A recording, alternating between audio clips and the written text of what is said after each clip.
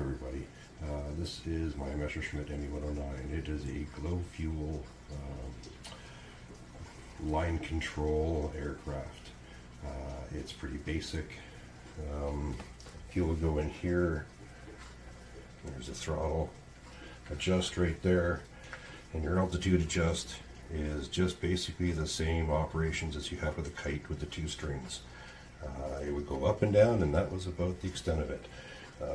It was kind of cool to fly back then. It was, you know, breaking edge technology in a way, but yeah, it was pretty fun. So that was the ME-109.